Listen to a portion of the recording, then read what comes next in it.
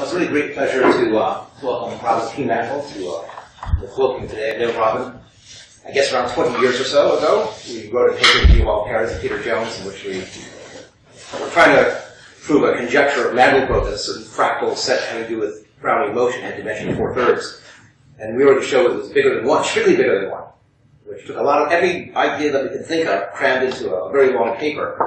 Later on, Schramm-Lawler and Werner proved it was 4/3 using SLE technology, which they invented, which was one of Fields medal. But I feel that we deserve epsilon of a Fields medal for having pushed the number above 1 to begin with. It's the first time anyone had done that. Also, just to show his continuing influence, I'm doing an honors thesis with someone this year. It's based on the paper of Robbins that Brownian motion does not cover an interval. And the assignment is to do this on a grid and basically count and sort of numerically estimate how close you can come to covering an interval or Lipschitz graph. So his work has always been really interesting to me and important, I think. He's an expert on things like combinatorics and probability and random functions. And today he's going to talk to us about combinatorics, probability, and random functions. So we should run along. Thanks. You got an extra 5 minutes at the end. Yeah. Yeah, so, well, I actually had some plans to start with a little bit to introduce this paper with Chris a long time ago, because it's the most, in some sense, the most insane paper I've ever written. With what's insane about it, the stupidest approach to a problem. So Chris, because of his work with Peter Jones, knew this amazing tool, this theorem, this huge theorem, and we thought we could just take that theorem and fit it to our problem, because I think Chris thought that theorem could fit any problem at the time. So we fit it to our problem, and with by just hammering it out of shape and repeatedly, we finally made it fit. But this was the paper that one of the papers I would now be happy to work on. That's the paper I just never wanted to see again afterwards. So much really difficult and ultimately, in some sense, pointless toil to do it that way. And then the people, and the right, we already sort of knew the right way to do it anyway. We just didn't do it that way. But I mean, we didn't know how to completely, but we knew what the right way was.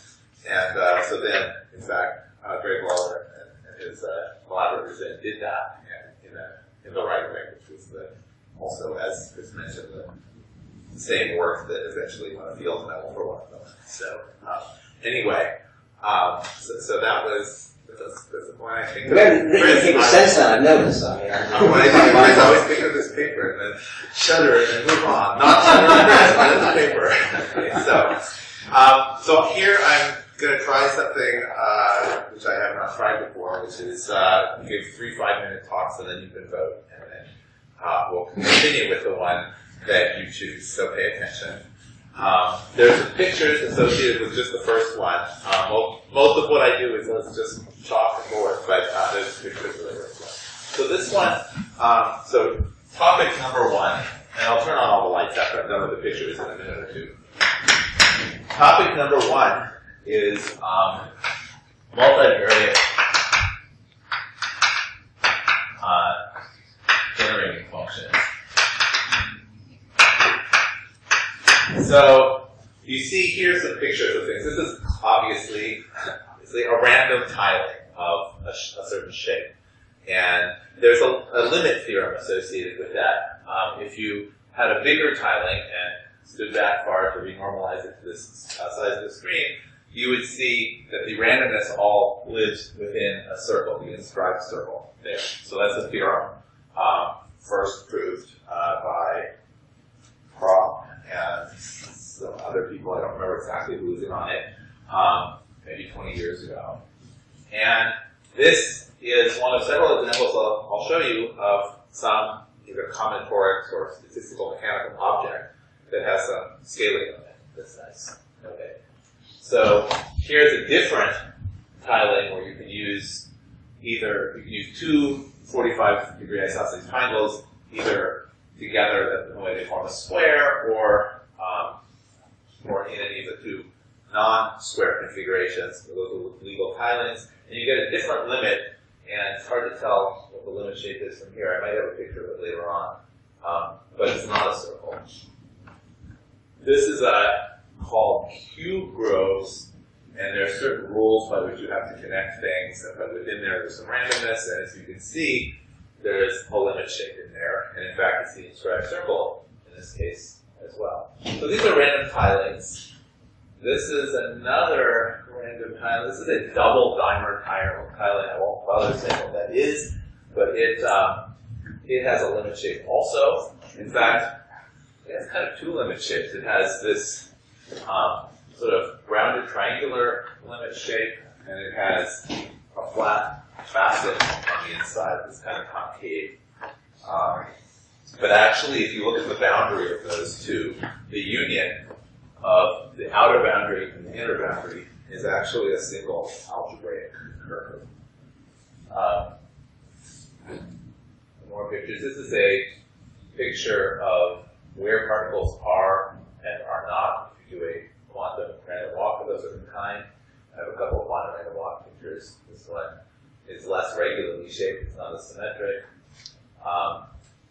And this is the book that explains all of the theory. Okay, so I'm done with the pictures. Let me tell you what the topic of the talk number one is. Okay, you see that? Turn off. Thank you. All right, and we can turn lights on too. So all of these are examples of situations in which we have a multivariable generating function. So the problem has some nice features, some recursive structure that allows us to write down a generating function. And I think all the examples I showed you had two spatial dimensions and one more parameter that counts the size of the configuration. So if a sub n, I, j is something interesting, for example,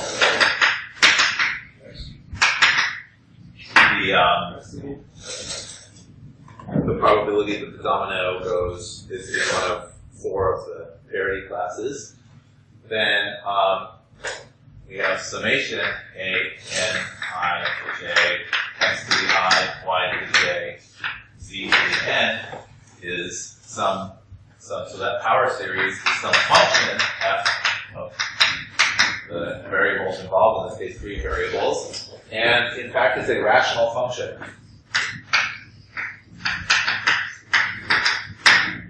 And so that was true not only in the first picture, but in all of them. All of those pictures were cases where we have a rational generating function. Rational function is probably the simplest kind of function you could possibly expect to have. And in one variable, if I have a rational function, so f of the equals summation a n c to the n equals b of c over 2 of c, then that implies that the sequence an is well understood, and the theory is almost trivial, actually. It's easy to write down what exact formulas and asymptotic formulas for a sub n, for rational functions of one variable. But for rational functions of more than one variable, this is not true anymore. And so so I spent a long time, actually, 10, 15 years somewhere in there, working on this long project, which had to do with figuring out how to extract estimates for coefficients of rational functions. So we could say this without any of the pictures and without any of the combinatorics. I give you a rational function, tell me of more than one variable, tell me something about its coefficients. Just take it as a problem for your functions, but it actually comes from all these combinatorial applications of pictures. So that's talk one. Okay, so what's this slide? So could you interpret this something interesting for us? An example of something interesting? Well, let's say here are a few examples. One is the probability of the quantum walk is at position I, j after n steps. One is probability that the domino, so this is for one of the quantum walk applications. For the tiling, probability that the domino covering position I, j in the size n configuration is, there are four parity classes of dominoes, two horizontal and two vertical, depending on which position is the white square and which position is the black square. So it's in first of four classes. So these are examples of things. So n is a size parameter, and then within there there's sort of an I and a j, and they tell you what position you're asking about. Okay. So topic one is that. Okay.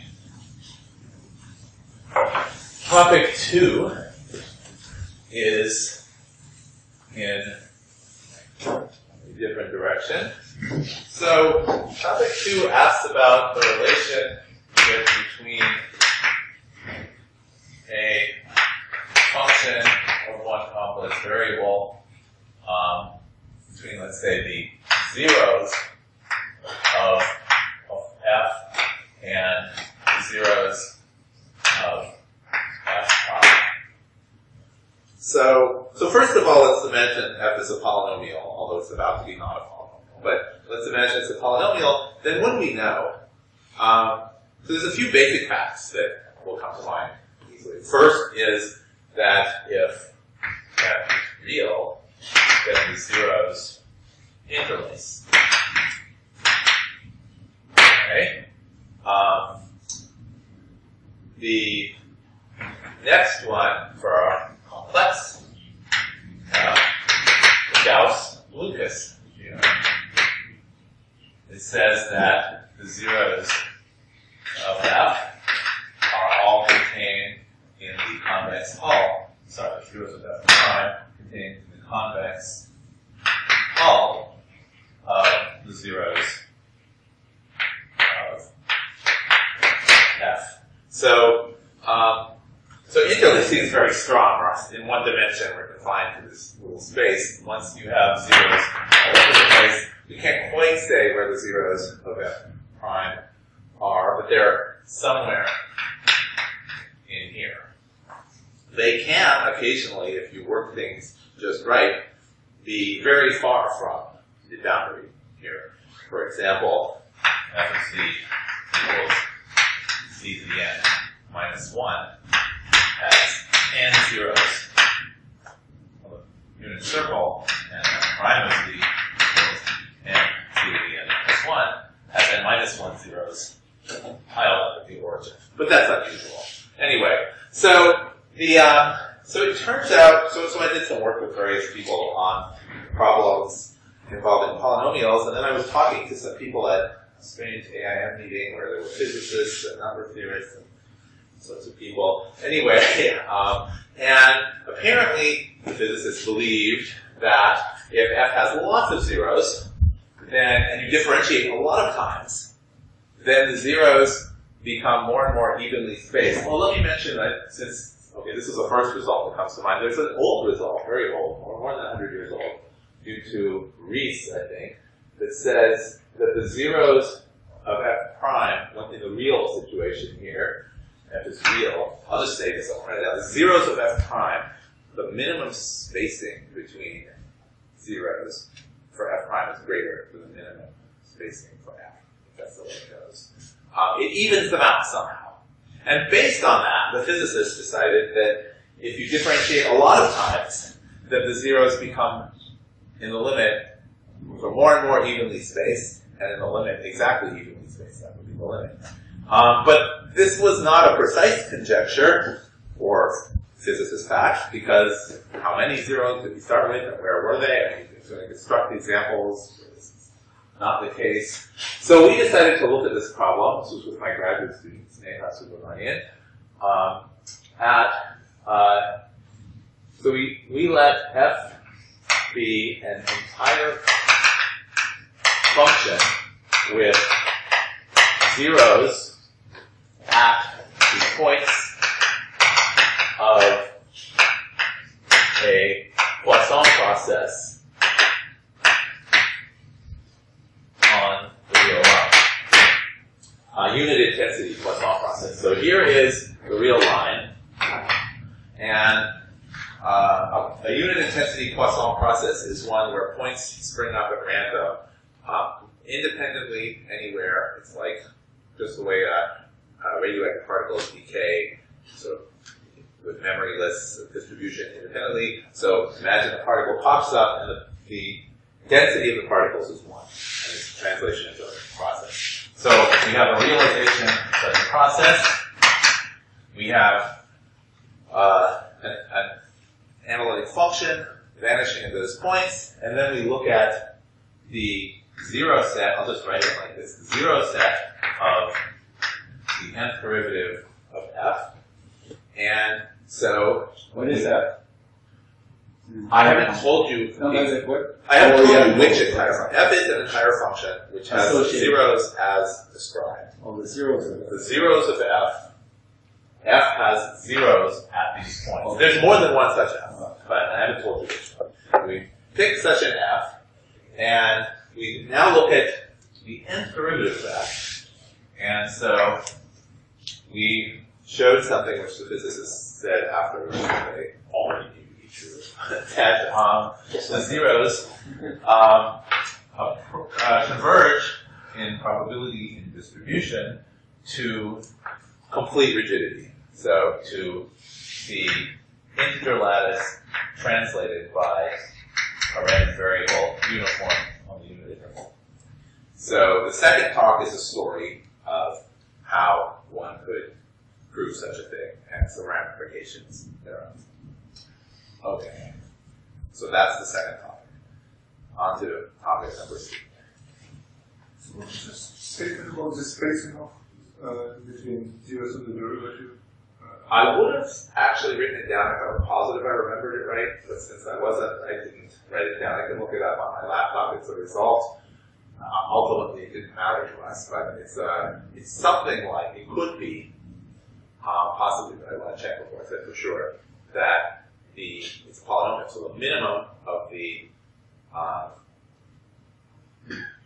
n minus 2 differences between consecutive zeros of f prime is greater or equal to the minimum of the n minus 1 zero spacings between zeros of f. It could be that fact. I just not Contradicted by Good example. You mean less than?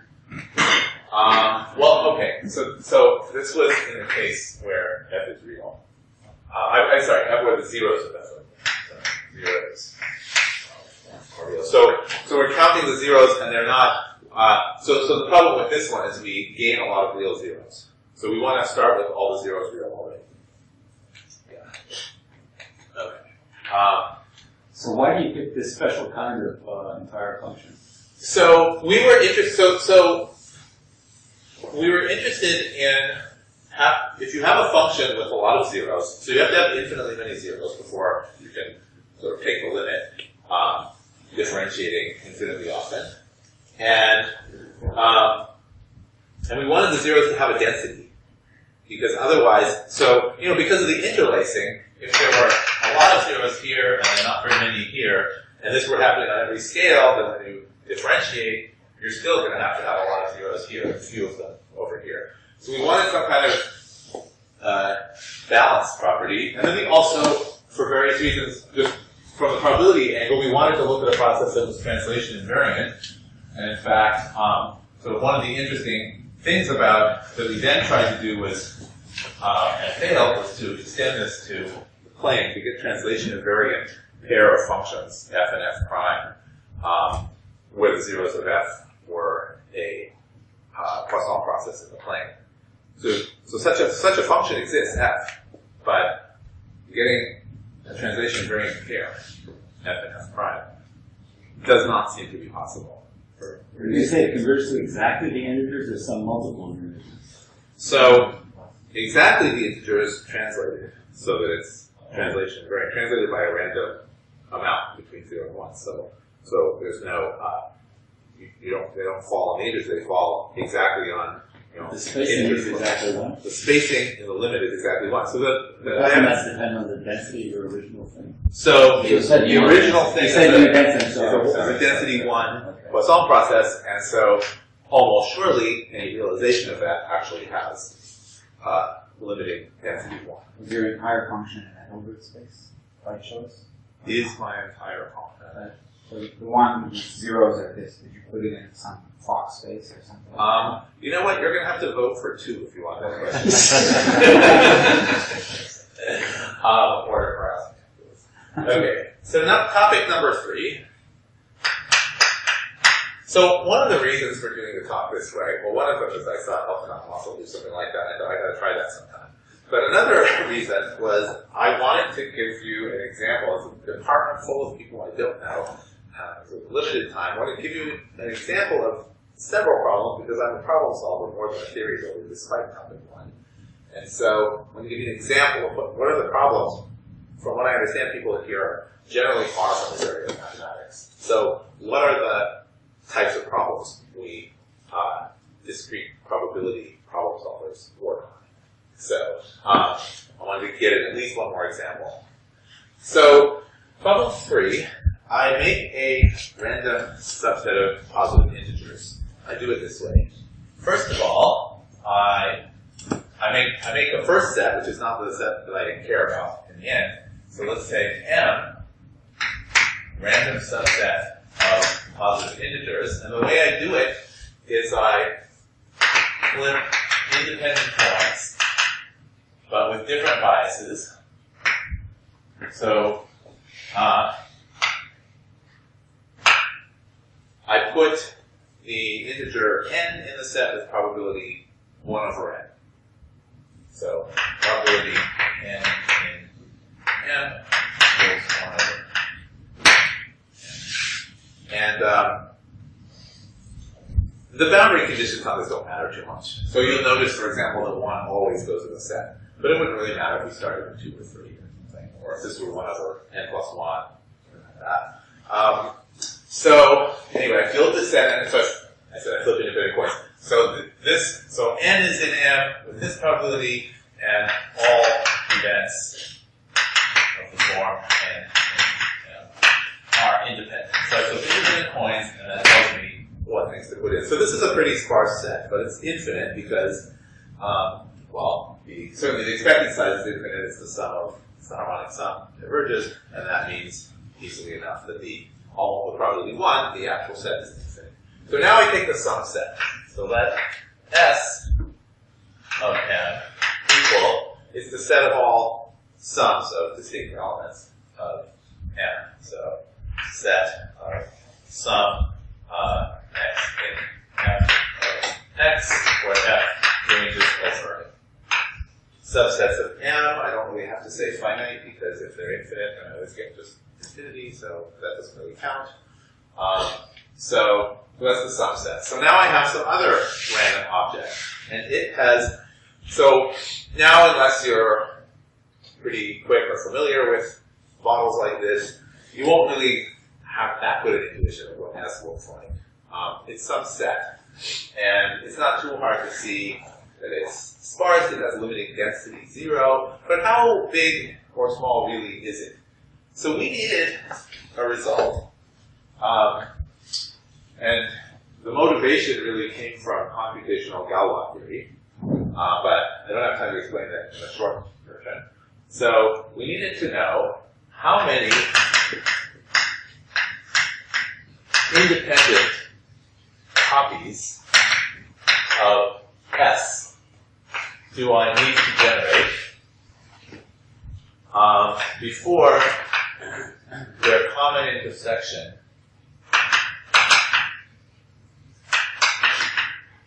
is finite. So it's not hard to show, by the way, that this is a 0-1 event. So for any k, if I intersect k independent copies of S, either that's with probability 1 finite or with probability 1 infinite. And Yeah, so we needed to know this in order to answer a problem in computational Galois theory. Some algorithm, the performance of some algorithm rests on the answer to this question. So, so there were some misleading things about this, but I think maybe I'll stop. This is a little bit of a shorter intro than I gave the others, but the remainder of the talk is now about the same size as the remainder of the other two. So those are 3 topics. So now consider well which one you want to hear more about. And Is this a secret ballot? You pass out things. it is a public vote. We order and then use some kind of, board. After you have voted, you will be held accountable for your vote. You will be subjected to, I can't really stop you from voting for more than once, so I guess you're allowed to, and of course you're also allowed to not vote if you so choose. But So is the 4th topic of this talk voting theory? So the 4th topic, originally when I submitted the abstract, so I'm going to test this, it said 4 subjects and then you'll choose one, and then I listed these 3. And I explained that I was to Son, please fix my typo on that accounting, but really I did intend to include a 4th, because my algorithm was to go down the list of all my preprints that aren't yet published, and then, because I figured if it's published, you can always just read it. So I went down the list of preprints, and then I eliminated those that didn't seem sort of sufficiently on topic for a departmental colloquium. So there's stuff there about teaching teaching of mathematics, and there's stuff there about some applications related to forecast aggregation, and then there's a couple of combinatorics results that are just too small to be worth a colloquium. And I ended up with these 3. So I got rid of, I forget the 4th one. I think I was going to say something about math education, but I said we could skip that one. It's just not right. So, all right, you ready to vote? I wasted enough time. Ready to vote? Raise your hand for topic 1. Which topic was that? Topic 1 was the pictures, the multivariate generated functions. And by the way, I should Coefficients of rational functions and so on. Yeah. Okay, so I have 1, 2. I counted. You were about to 3, say, 4. by the way. Well, I was about to say something about the topic. I think I won't bias the vote. 4. I'm getting 4. That's the only topic you decide to write a book about, though, so. That's right.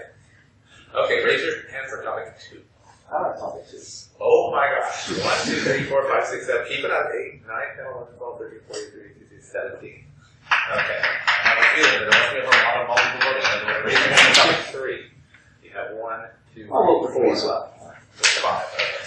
So topic 2 wins. Right. Okay. So I was going to say that I expected, since now we can't change it, I'd expected actually topic 1 because of its algebraic geometry connections, but I didn't really say the algebraic geometry, so you can't be held accountable for not voting for it if you really want to see something about algebraic geometry. But anyway, okay, topic 2 it is. So zeros of random functions. So first of all, why don't we do this? Why don't we construct F?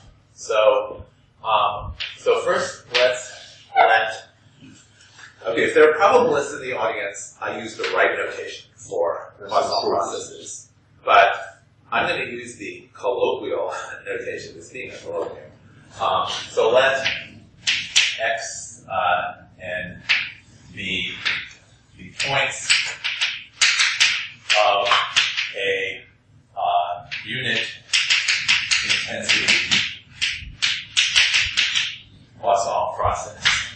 So what that means now, we don't really need to go back and develop what this means formally. I need to make sure you're comfortable with this thing. So we have the line and points, as I said, springing up randomly. So if I broke the line into infinitely many intervals with dx, the probability that there would be a point in any given interval would be dx. So I have independent dx points. Dx is small enough that dx squared is 0, so I never get 2 points in a dx interval.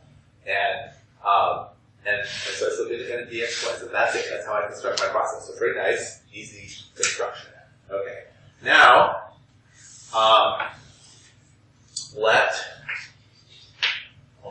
so I'll put this in quotes because we have to figure out how to really do it. Let f of g equal product over n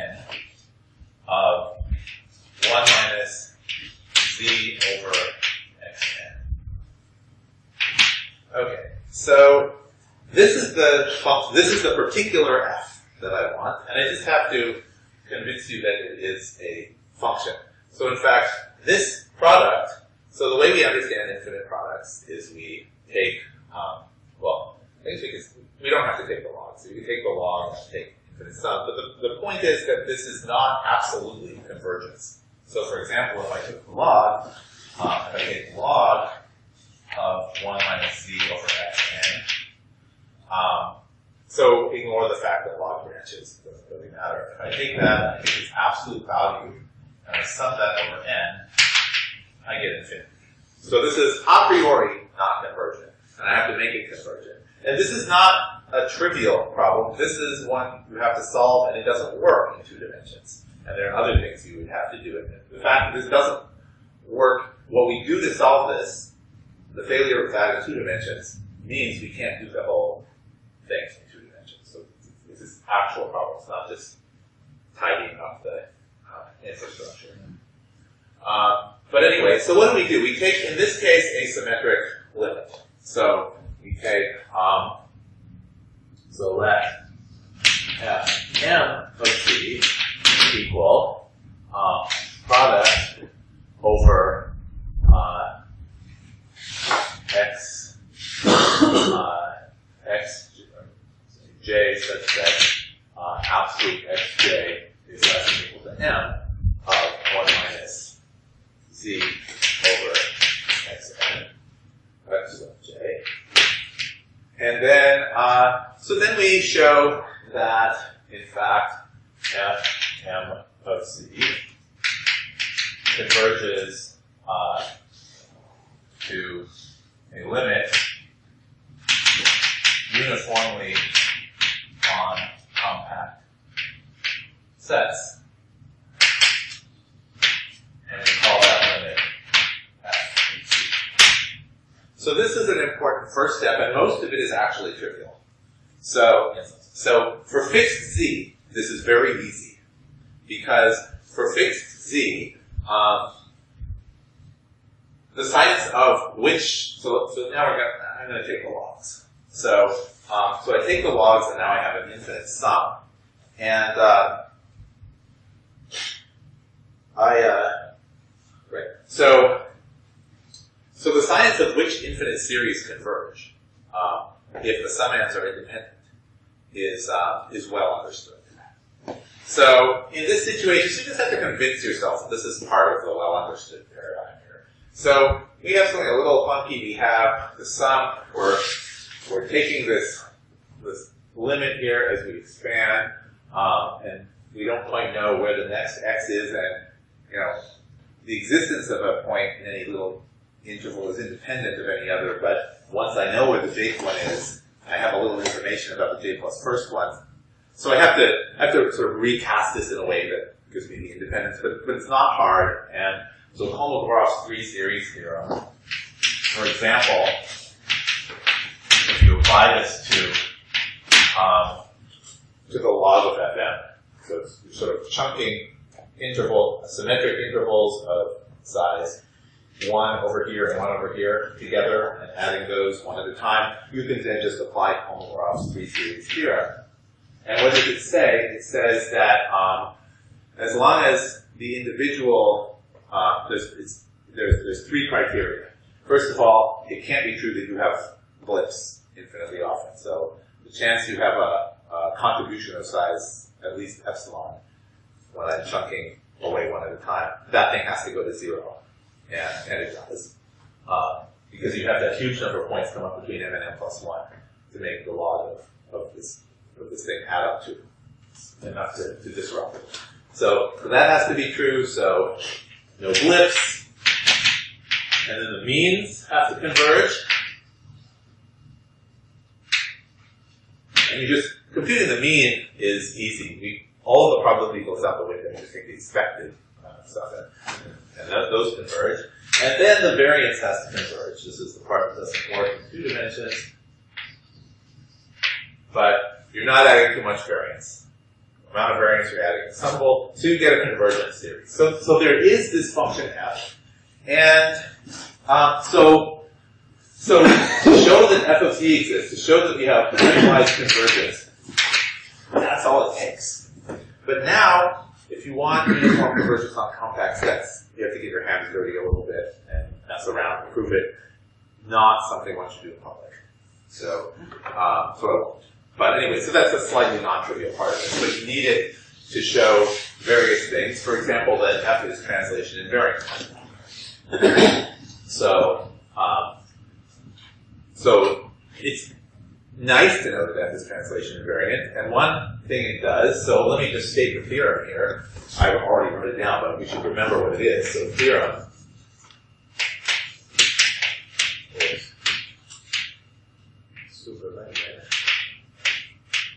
is that the zero set of the nth derivative of f converges to z translated by a random number that's uniform on the unit interval. And so the mode of convergence, if anybody's cares about the exact statement there, it's it converges in probability in some metric on point sets. Pick your favorite metric on point sets that says the first, for every L, the first L of them have to be within epsilon of the first L of the other one. And by first, I mean count out from the origin. So in a metric that metrizes that, in the probability of being further than epsilon after n steps is going to 0. But it's not uniform on local lines. It's not in the Hausdorff metric. Right. All the way out. Right. And you can understand that because think of the actual process. Eventually, anything does happen. Eventually, this process has a zillion points within epsilon of each other, and it takes more than n derivatives to disperse this clump. So it's not uniform. Okay. So now this function after this. Okay, so now we come to the fun part. How are we able to get our hands on a result like this? And by the way, the translation invariance is helpful because it's much easier to prove that that the zero set after prime n looks like some translate of z than it is to prove that it looks like a uniform translate of z. You get the uniform for free because of the translation invariance of f. Okay. So let's see how one might prove it. Because basically, the main content of what I want to get across to you is sort of the logic behind this argument. So f is an entire function. So I can look at its power series. So f of z equals sum n equals 0 to infinity a n z to the n. And so these a's are of course random, because f is random. But I can ask what do I know about this random sequence? That's the thing we probabilists like, is that if you make something random and then you look at large quantities of it, then they obey some limit laws, even though an individual one could be anywhere. So what do we know in the large about the sequence A? Well, so here we got kind of lucky. We said if f is going to converge, if the zeros of f are really going to converge to that, then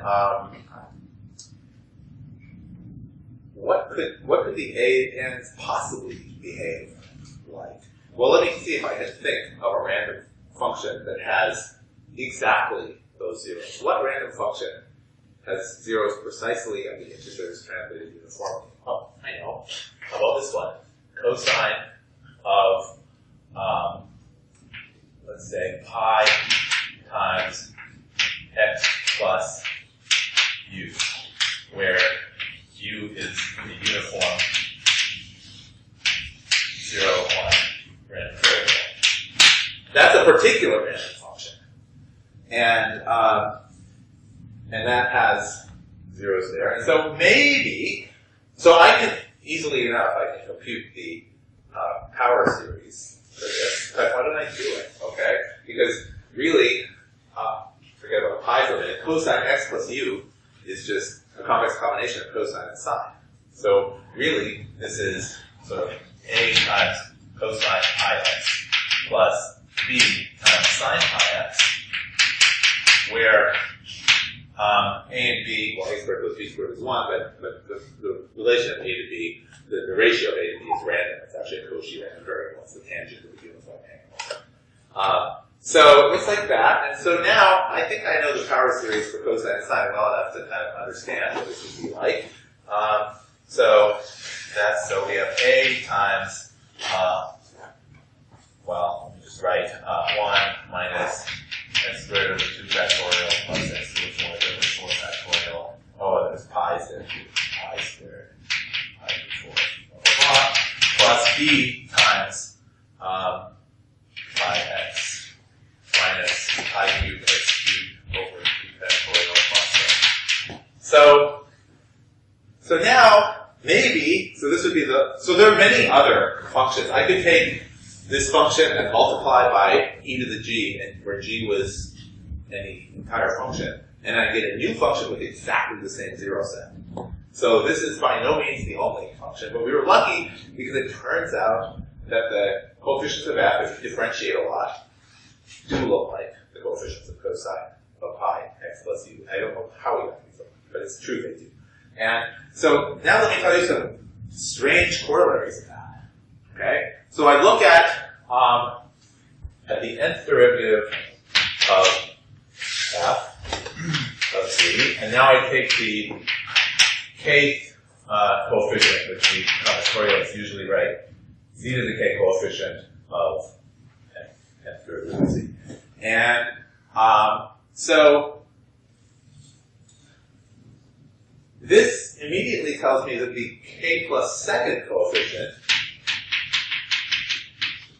of fn should have opposite sign, right? I can't, I have these two intermixed series, but this one takes care of the even terms, this one takes care of the odd terms, so if I'm within one series, I'm always flipping sign. And so, okay, so that should be true. So there should be some kind of 4 periodicity where once I go to the k plus 4th coefficient, I'm back on the same sign. And in fact, I know the magnitudes, right? In fact, this should be roughly pi squared over, now the factorials have gone up by 2, so roughly pi squared over k squared with a negative sign times the previous thing. So I should have this, so I should have no idea how the k and k plus first coefficient are going to relate to each other if I just look at the k. Because it's random, tangent of a random angle, but the case of k plus second should be related like that. Okay, so now it's time, so this was sort of attack number 1. So now we need a tool that has the potential for actually establishing something like this. And so we're going to use the simple analytic combinatorics tool that we didn't have to talk about yet because we didn't do talk 1. Okay? But this is the same engine, so not, right? Math I do is related, but they use the same tools. So let's look at the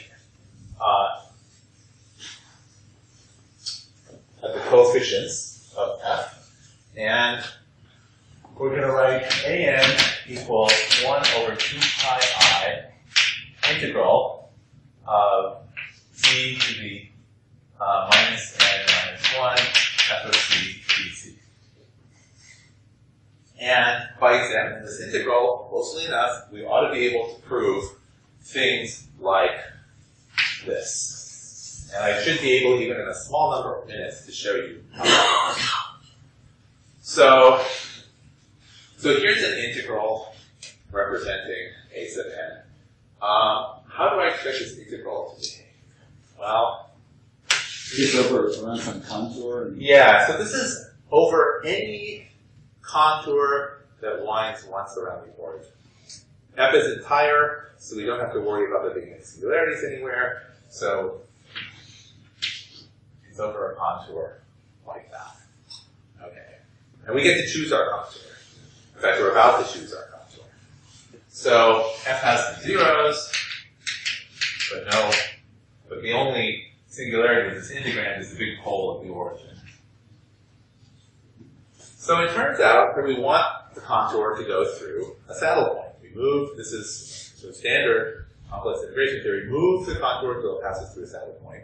A saddle point is a point where the log of the integrand, the log of the integrand has a derivative 0. And if you pass through a saddle point, if this looks like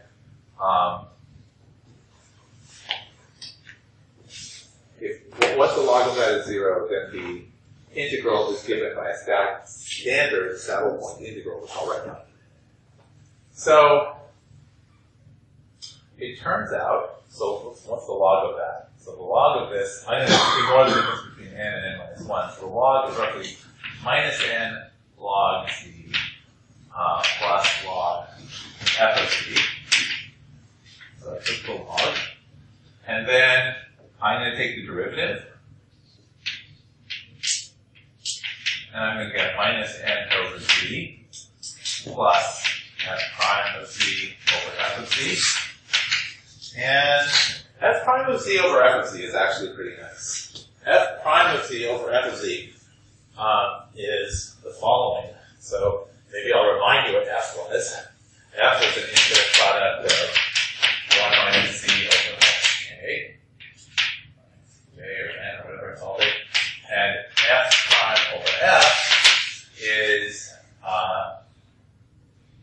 f prime over f is the sum of 1 over z minus k. This, by the way, again, is a divergent sum because the nth x lives roughly out at n. And so if I fix z and I take the sum of the series, I'm getting terms that decay about like 1 over n. So it's not absolutely convergent, but for the same reasons as before, it's conditionally convergent if I keep things symmetric. So that's f prime over f. F prime over f is the field induced at z. Field at z from point charges at the xj's. Not three-dimensional Newtonian point tangents, but the two-dimensional ones that have an inverse first power law because they're in the plane. Complex inverse first power law. Take this with a grain of salt. It's just if this is if you like to think about it this way, think about it. So, but basically, take the 1 over z minus xj's. I'm just trying to give you a visualization for what those are. So what we're going to do is we're going to find where this has a lot of zeros. It's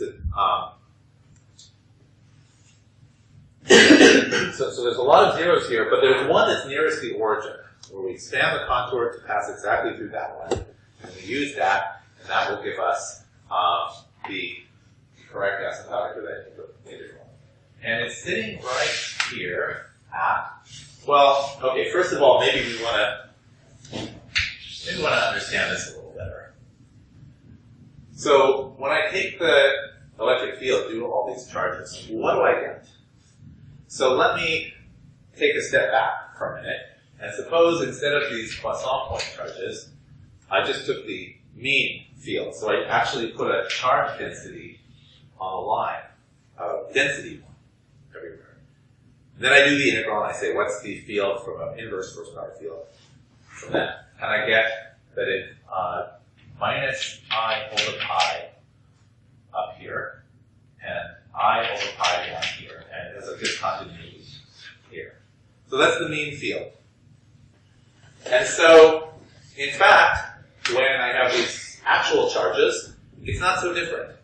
So the law of large numbers helps us, and we can get nice estimates on how far off it is. But basically, you can think of this as the actual field generated.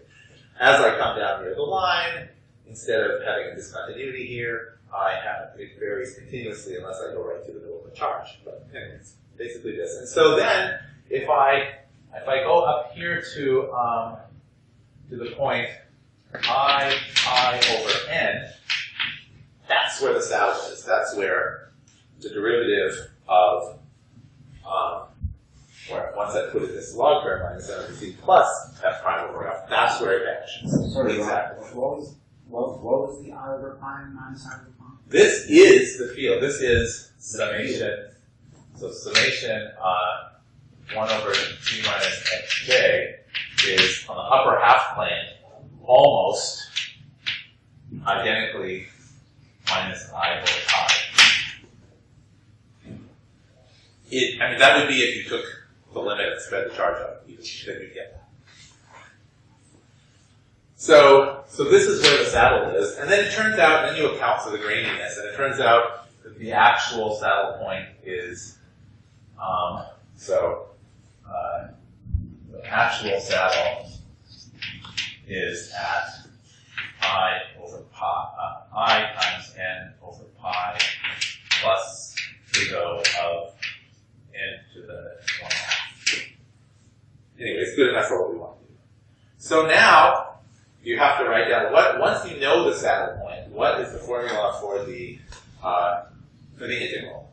And the formula for the integral is simply, so here's how saddle point integration works for those of you that haven't done it or did it so long ago you don't remember it.